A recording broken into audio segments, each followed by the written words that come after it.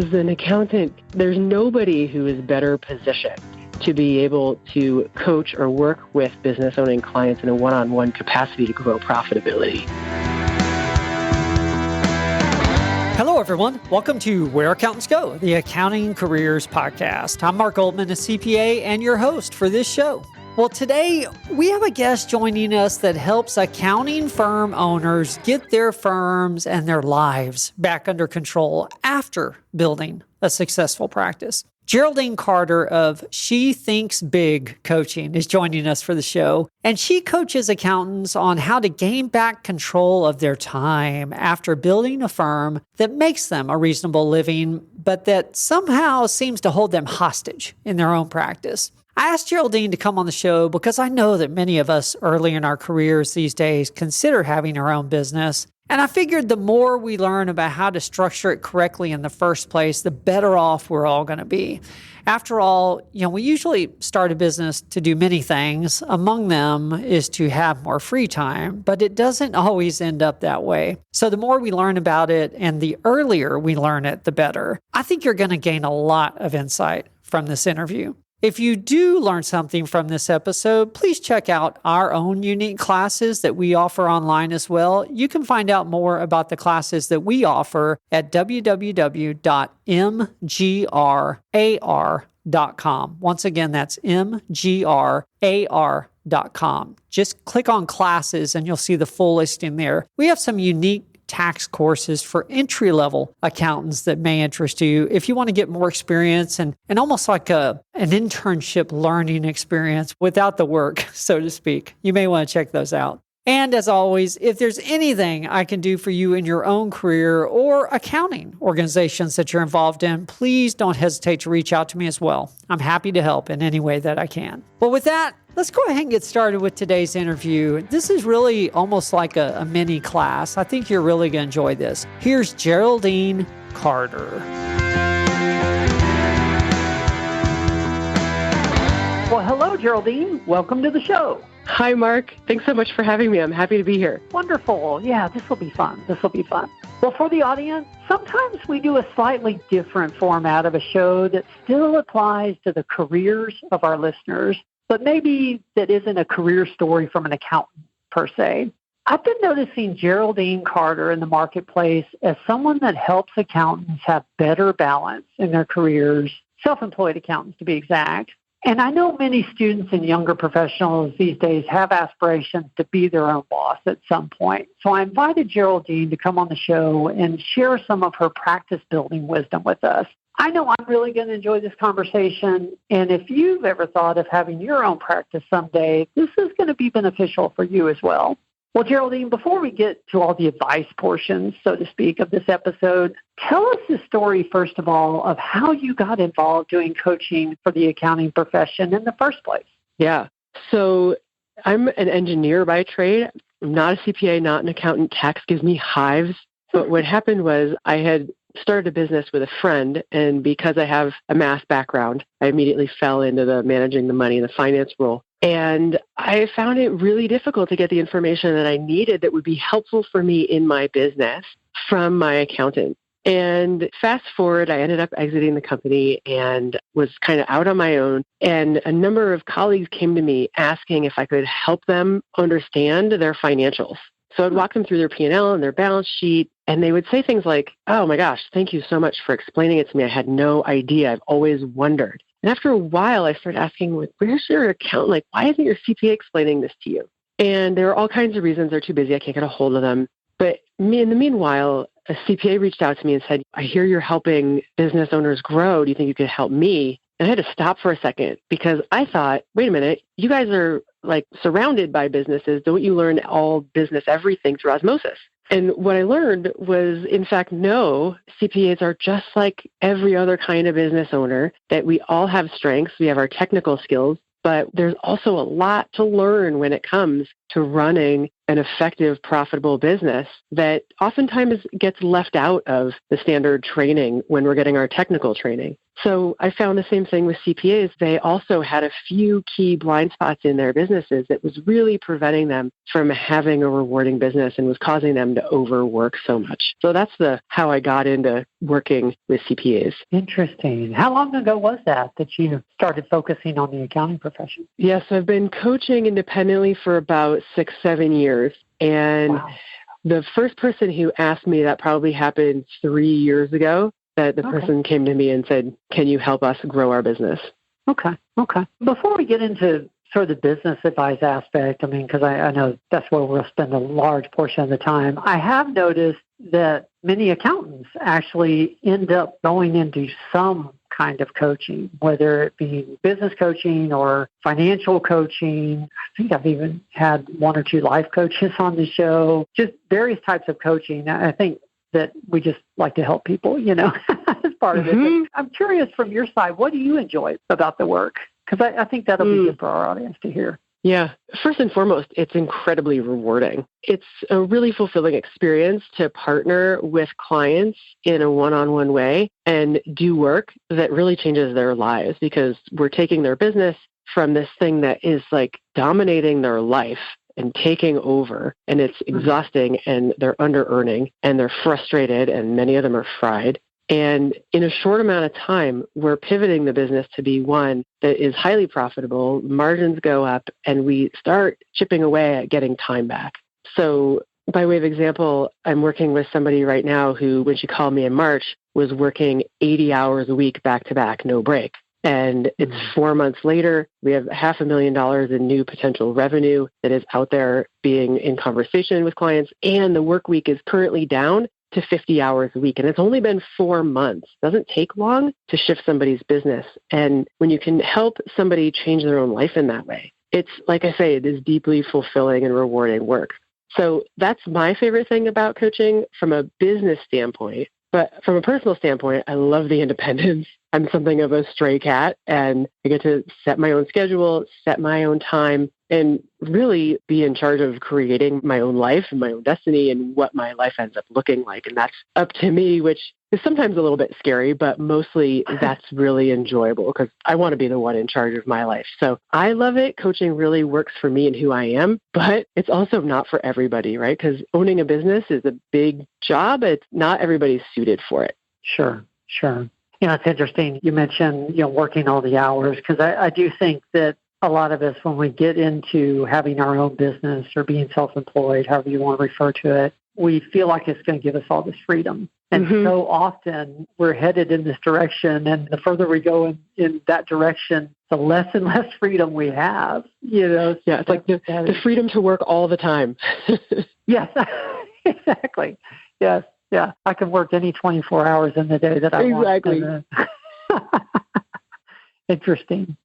So tell us, I want to make sure I don't direct the conversation or the interview just in that direction, because I'm sure that's a part of it, but I'm sure that's also not all of it. Tell us about your service. Exactly how do you help accountants that have their own practices, or how do you help accountants build their practices? What do you do for accountants exactly? Yeah, so most of my work is one-on-one, because trying to turn a CPA firm is, each person is different, they're individual, and they want different things with their lives, and they want different things out of their business. So the work that I do is really to find out what do they really want in their life, and to sort of pull the dream off the shelf, because a lot of times we get so sucked under by life and by our business, and the business ends up being the one in the driver's seat, that we forget that we're actually the ones that are in charge, and we lose sight of what we really wanted because we stop believing that it's possible. So my work is to help extract from the client what it is that they really, really, really want to create, despite what they believe might not be possible, and then build backwards from there, right? So oftentimes it looks like I want to have a certain amount of revenue. Maybe it's $1 million, maybe it's 500,000, maybe it's 5 million, and I want to work a certain number of hours a week. Maybe it's 30, maybe it's 20. I want to have Fridays off. So then we need to figure out, okay, what's going to enable that to happen? What kind of clients do you need to have? What kind of problems do they need to have that you can solve such that the value you can provide will command the fees that enable you to only have to work 20 hours a week and be bringing in the revenue and the income that you want. So we've got to reverse engineer and figure out what are the different parameters, what are the variables, and how are we going to make this work. And most often when clients come to me, they already have everything that they need. They have the right kinds of clients. They have all the knowledge that they need. And usually what they have is too much, right? They've got too many clients. So their business is gummed up. So we need to work on disengaging clients. And we need to figure out what the services are that make sense for the business. And that usually looks like some kind of, I don't like this term, but for lack of a better term, advisory services or fractional CFO, where the CPA is meeting regularly, usually monthly, sometimes quarterly, sometimes twice monthly, sometimes weekly, depending on what the kind of work they like to do. And then helping step by step, helping the CPA shift into those roles. And that's not work that happens overnight. Typically, it takes us about 4 months to turn the ship and get it set in the right direction so that the CPA is confident that they know what they're doing, and then now they can kind of fly on their own. So that's the primary way that I work with people because they want to shift their entire business. They are fed up with these 80-hour work weeks, and they need some help with the vast array of possibilities. They need somebody who can kind of help them separate the wheat from the chaff. That's the main one. But then for people who want to bite off smaller things, I do a half-day pricing workshop where we just focus on getting their prices right so that they can stop undercharging, because almost every CPA that I've ever spoken with is undercharging, and they're under-earning, and as a consequence, they're overworking. Wow. Okay. Gosh, there's so much to ask you about here. Actually, I'm going to ask about the last one first. So we're accountants. You would think we understand profitability. How to figure it out. Why do we undercharge for our services? As a coach, what are your insights into why that happens so often? Yeah, so accountants understand profitability. That is definitely true. What they aren't taught sufficiently or effectively or what have you is value and building business around desired outcomes and how to price. So what I see accountants needing, there are 3 keys that are like 3 linchpins that if you can turn them all in the right order, make an enormous difference. So most of us in business tend to focus on the service, the thing that we deliver, but really what we need to be talking about is outcomes and results that our clients want. Because the clients are buying outcomes. They're buying a transformation to a different place. I want my business to make twice as much money as it made last year. So we need to focus on those results and helping clients, business-owning clients, achieve those kinds of results. So that's one piece, is getting out of deliverables like monthly write-up and returns. Focus on the outcomes that your best clients want. So that's the first piece. The second piece is appreciating the value of those transformations, right? And so there's profitability, but there's value, and value is always subjective. It's like beauty, it's in the eye of the beholder. So that can be tricky for accountants who like things in nice, neat boxes with clear equations where 2 + 2 is always 4, it's never 5. But value is subjective, so it's hard for numbers folks like us to get our brains around. So how do you price something when it feels squishy or nebulous? But there are ways to learn how to price, there are ways to understand and quantify value. And from there, you can learn how to price and set a price in advance where you're always getting paid up front instead of in arrears. And then when you can do that, you get out of collecting AR and you get out of this term that you guys have, that's realization rates, which is this bizarre kind of collective hallucination of like, we're getting paid, we bill for $100,000, but maybe we'll collect $70,000. That makes no sense, right? We need to agree on the outcomes that we're going to arrive at and the price of those outcomes in advance and move towards getting paid up front. And the third piece is around generalism. And I appreciate that CPAs want to help people, and I believe they genuinely do want to help people. And we see this because they help so many people, and they're trying to help too many people across a broad array of industries and professions. So if you look on any given CPA's website, it's going to say, if you own a manufacturing company, or if you're in retail, or maybe you have a yoga studio, or you're a consultant, we can help you. The problem with this is that when you're a generalist, it's impossible to develop subject matter expertise. And you miss the opportunity to become a sought-after expert, the person to go to for a certain set of problems. Because when you're that go-to person for a certain set of problems, you're sought after, you set the price, you provide heaps more value because you're the person who's figured it out. So the three things that CPAs need are to focus on outcomes and results, to learn how to price, and to focus on a profession or an industry and specialize. And when you do those things, those are the things that I was talking about, shift the CPA firm in a matter of months, right? This stuff doesn't have to take 18 months. Okay. There again, so many things I want to ask about. So you're referring to niching down your practice. Mm-hmm. How narrow a niche is too narrow? It's a hard question, I think, for a lot of owners. It's like, how narrow do I go? Or how do I know as the practitioner how narrow is too narrow? You'll find out when there are no more clients for you, really is the answer, until the well is dry. But niching is a process, and you can go right to super narrow. And if it's crickets, then there's nobody in the niche. So that's obviously not where you want to be. That I've yet to see that happen, right? Most people err on the side of too general.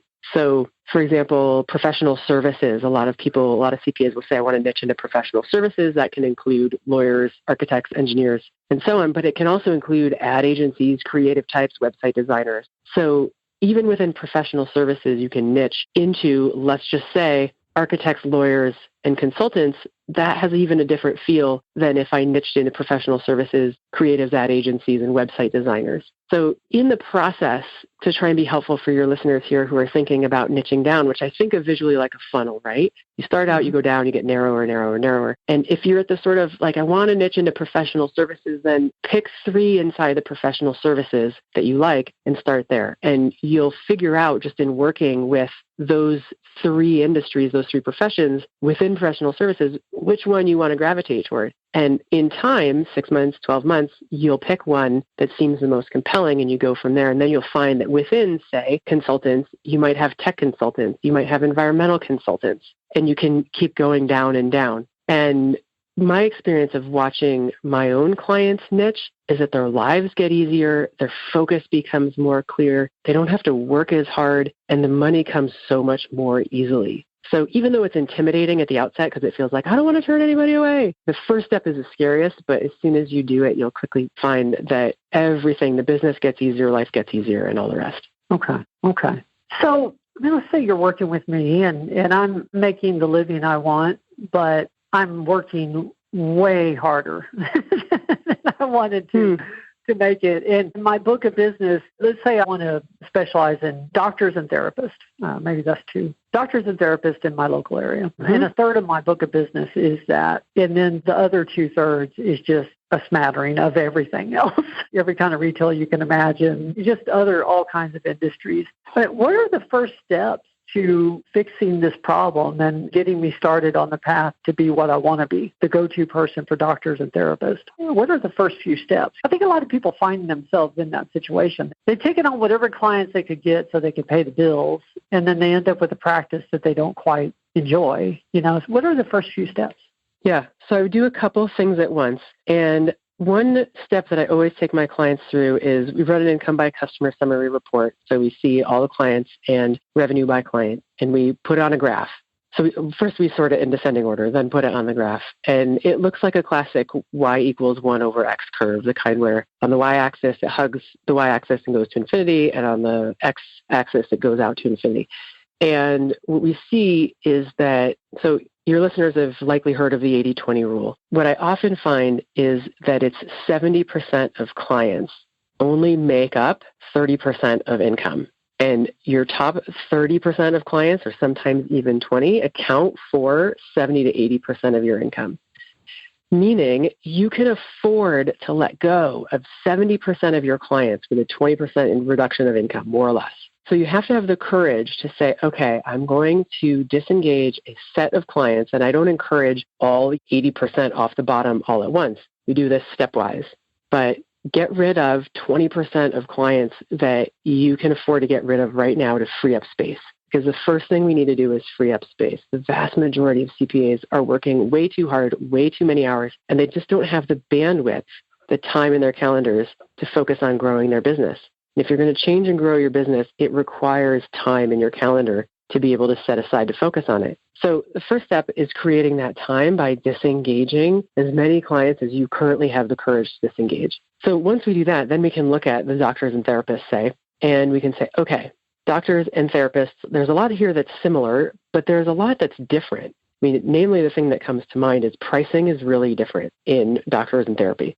So what kind of problems do you want to be handling? And what kind of people do you want to deal with? Because the physicians are likely going to have a greater revenue potential, right? So one of my clients right now, for example, has niched into physicians in private practice in the $3 to $4 million range. They have a certain subset of problems. In addition, they tend to have real estate as a side hustle, right? So we're building a service, this is a tiny tangent, around practice physicians with real estate as a side hustle to manage both those things in a sort of CFO, if you will, capacity. But if you wanted to go the therapist route, you would be dealing with therapists who themselves tend to have pricing problems because in the therapy world, they often think that money is evil and they shouldn't get paid for what they do and so on. So you're working with people who are going to have issues related to money, let's just say, and perhaps some compunction about making money and being profitable. So the question becomes, which group of people do you want to work with? And strategically, which do you think is going to be better for your business and for your life? And deciding from there, going in with eyes wide open about which group of folks you're going to enjoy more and which industry or profession is better suited toward the business that you desire creating. So there's no right or wrong answer here because both options, either doctors or therapists, are viable, but the business model will look different depending on which group you want to work with. But where you could start just in terms of first steps is so disengage as many clients as you can stomach in the moment, and then just focus on doctors and therapists. Work with all of them, both of them, for a period of time, perhaps 8 months, and then see which one you like better, and then you can narrow from there. I love how you very politely told me that my niche is too wide, doctors and therapists. That was very kind of you. It often is, right? I mean, niching down is a hard process because every time you do it, you've got to exclude people, which is painful. Yes. So there again, talking to the practicalities of this, just because I'm an accountant, I do it hard as well. I don't do that anymore, but I'm still CPA and I still very much have the accountant inside of me. And when I look at these numbers you're giving me, okay, so 70% of my clients only make up 30% of my income, or the top 20% make up 70 to 80% of my income. You can look at that two ways. You can look at it as, well, if I give up 70 or 80% of my clients, if I only keep the 20%, the top 20%, well, I'm keeping 70 to 80% of my income. But then the flip side is, well, wait a minute, I'm giving up 20% to 30% of my income. So I'm curious if you have any, I guess from your experience, any insight into how long it takes people that do this to recover. How long does it take me once I bite the bullet and go all in on the niche? How long does it take me to recover that 20 to 30% of my income that I just threw out the window? Yeah. So let's reframe giving up 20 to 30% of income, because really what you're doing is freeing up your time, and you're probably freeing up 60% of your time, if not more, in order to double or triple your business inside of a year. So the question is it worth it to you to take the risk of giving up 20% of your income, which is maybe, $40,000 a year, in order to make $500,000 a year or $300,000 a year? Like, those are pretty good odds. I would do that with my money all day versus the stock market, right? So we've got to reframe a little, like taking on a little bit of risk. And I get that accountants and CPAs tend to be risk averse, but if you want to increase profits come from risk.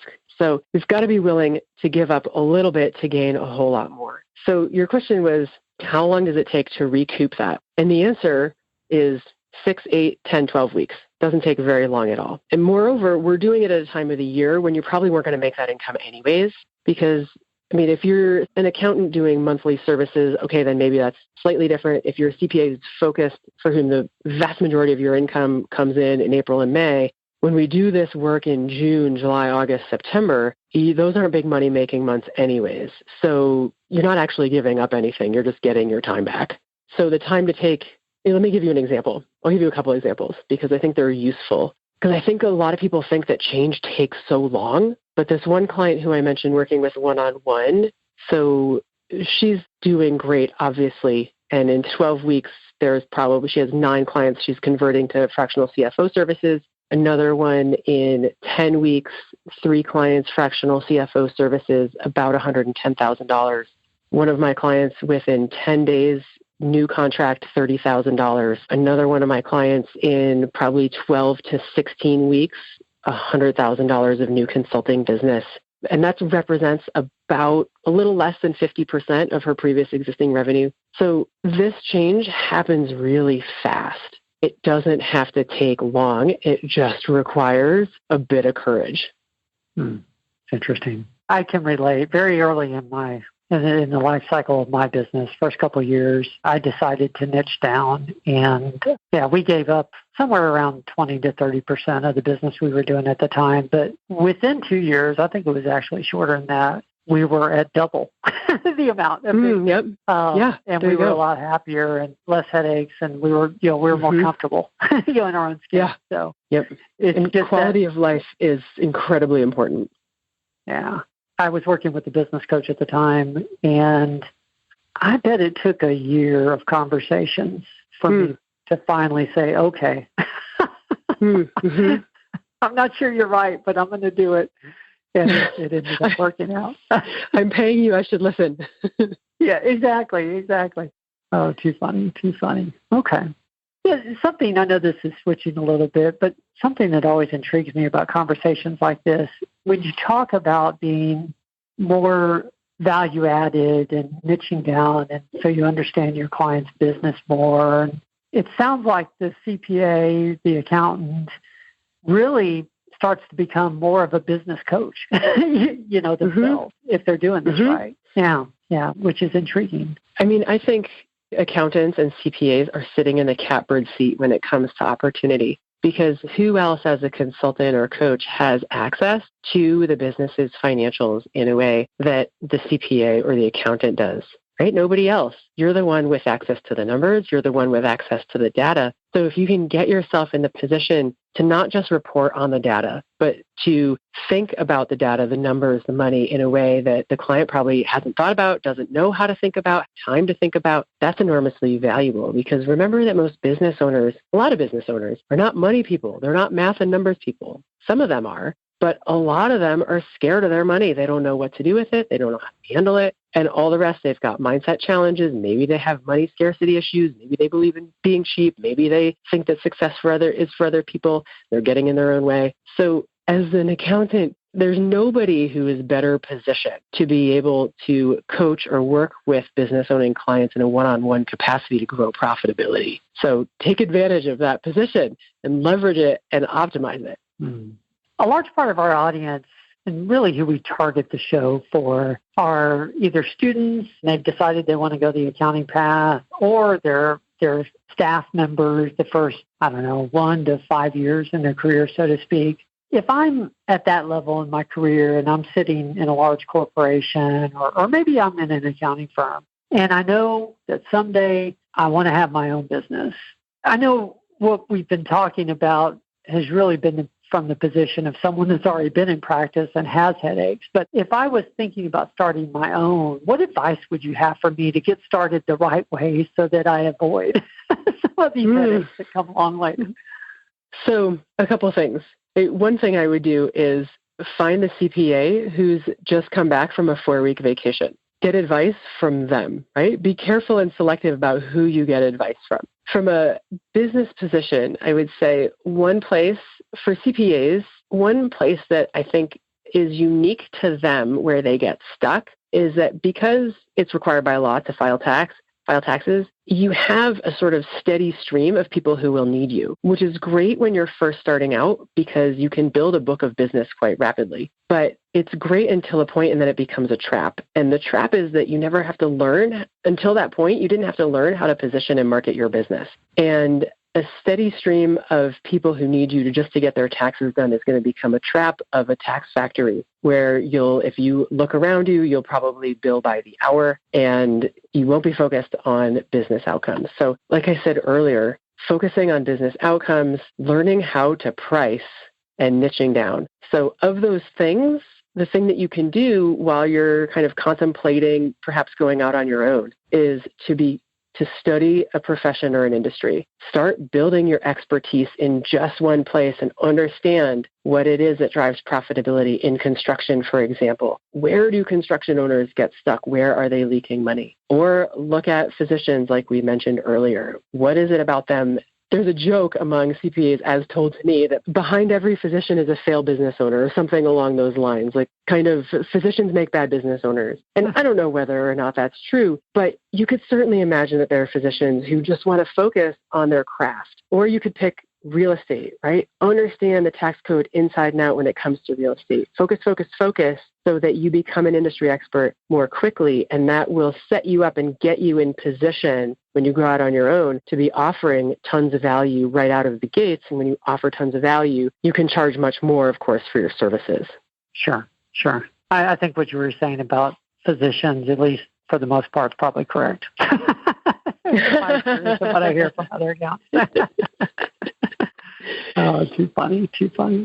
Well, this has been wonderful. I do end every show with the same 3 questions, and we probably better get to those. It's sort of a tradition on our podcast, and I don't want to change it at this point. I think it'll still apply with you. So, but moving on to that section, I guess. First question, from a career perspective, what's been your proudest moment? So I'm one of those people who's had quite a varied career, and I think back to my first business when we were running events, and the culminating moment of the event was watching 150 cyclists ride their bike up Constitution Avenue in Washington, D.C. to meet with members of Congress to talk about sustainability and climate change. And what made me so proud about that moment was that in starting that business, we were building something that I didn't know if it was possible to actually do. When we set up shop and filed our LLC, I wasn't sure that what we were doing was possible, but we charged ahead anyways. And to actually hear the roar of 100 cyclists and all their families welcoming them, riding up Constitution Avenue, was a feeling like I've never had before in terms of being able to bring to fruition a vision that I had long had. And we weren't sure if it was possible, but we made it possible. That was my proudest moment. Yeah, I was going to ask you about your earlier career because I had seen Climate Ride. I assume, is that what you're talking about? Yeah, yes. Okay. I should have devoted more time to that. We'll have to come back for episode 2 sometime or something, or supplemental. That'll be fun discussion. That is cool. Well, second request, not so much a question, but a request. Tell us about a lesson that you've learned the hard way. And the more you can tell us about the situation, the better, because that's how we learn from these. So there's something about starting a business that in order to be successful takes a certain amount of persistence and dedication and dogged determination that it sometimes can bleed into obstinance. And in both of the businesses that I've started, the lesson that I've learned is listen to your marketplace, listen to what they want and deliver what they want. And the way that showed up with the first company that I co-founded, as you mentioned, Climate Ride, was I had a vision for what we wanted to create. We created it the first time, but then the marketplace started to change what they wanted. They wanted something slightly different. I was dead set on my way and what I wanted. But as a business owner, you may not have a marketplace if you're dead set on the thing that you want. And I learned it in my second business when I started out coaching and consulting. I had a certain vision about what I wanted to create, what I wanted to build, but I was having an impossible time getting it up off the ground. And it wasn't until I started listening to the marketplace, again, learning the lesson the second time, that things got so much easier. So on the one hand, I'm a big proponent, of course, of figure out what your vision is. And then from a business standpoint, understand what your marketplace and listen to what they're telling you. And if you have any obstinate tendencies like me, just watch out for them. Yeah. There is a lot of truth to listening to the market, because we can think we know what the right answer is. But there you go. Yeah. Yep. Yeah. And I think that's pertinent for CPAs and accountants in this conversation about building services, right? Because CPAs will ask me, what should I build? And the answer is, let's figure out what your marketplace wants and not just build in a vacuum. There you go. The last question, then we'll go ahead and close it down. What's the best piece of advice that you have ever received? So I worked one-on-one with Alan Weiss for a while, and he's written 60 books on pricing and value and all the rest. And he would hammer into me the best possible results in the shortest amount of time. It's like every meeting, he would say, Geraldine, best possible results in the shortest amount of time. And that has really informed how I work with my clients. I'm always on the lookout for how can I help them get better, more powerful results in less time. And the more I do that, the better results my clients get, the better my business gets, and everything just falls into place. Best possible results in the shortest amount of time. That is great advice. Yeah, it's important for us to remember that the customer wants to get out of whatever pain they're in. They don't necessarily want to be on a program. They want you to help them in a short amount of time. They don't want it to take a year, right? No. And and it's got to get you off of hourly billing, right? Because that's an incentive against you. Best possible results, shortest amount of time. Beautiful. Well, that's perfect to end this on. So if I want to find out about you more online or your business, or let's say I am a practitioner and I'm making money, but it's just wearing me out, where's the best place to find you online? Yeah, so your listeners can find me in a couple of places. I think we had a quick conversation about it early on. We're both podcast hosts. My podcast is on strategy and pricing, and it's Smart Strategy for CPAs. Another place people can find me is at my website, shethinksbigcoaching.com. And of course, you can find me on LinkedIn. I'm /Geraldine Carter. Perfect. Well, thank you so much for sharing your time and also your wisdom with us, Geraldine. I really appreciate it. Thank you, Mark. It's been a real pleasure to talk with you today.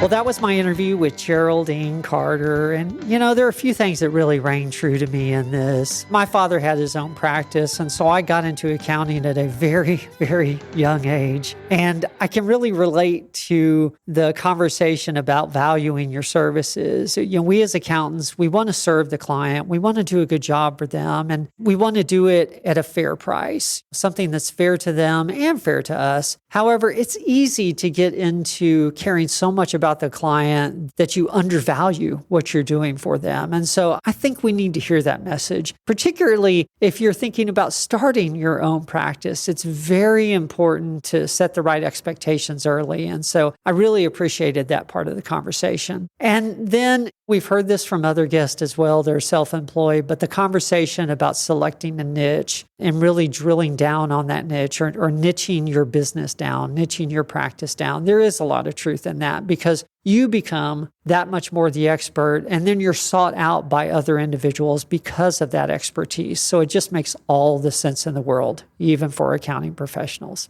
Well, that wraps up another episode of Where Accountants Go, the Accounting Careers Podcast. Next week, we're going to be back with another typical interview-style show where we're interviewing a successful accounting professional about their career path so you can hear all the different things that you can do with a background in accounting. Well, until then, I wish you the best in everything you're doing, and we'll see you soon. In fact, it'll be next week. After all, this is Where Accountants Go.